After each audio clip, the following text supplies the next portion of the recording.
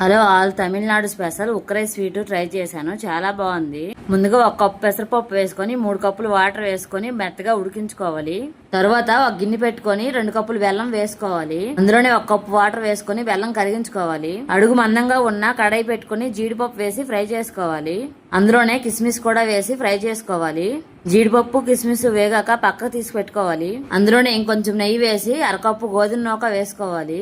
నెయ్యిలో రవ్వ బాగా ఫ్రై అవ్వాలి. అందులోనే కొంచెం వాటర్ వేసుకొని కలుపుకున్నాక పెసరపప్పును కూడా అందులో వేసుకోవాలి.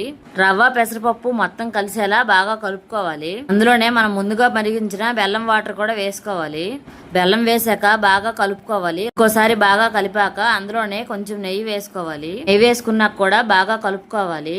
కొంచెం సైనింగ్ కోసం 2 స్పూన్లు షుగర్ అయితే వేసుకున్నాను. పంచదార కరిగేంత వరకు కలుపుకోవాలి. అందులోనే డ్రై ఫ్రూట్స్ వేసుకోవాలి. డ్రై ఫ్రూట్స్ వేసాక ఇంకోసారి కలిపి వేడివేడిగా ఉన్నప్పుడు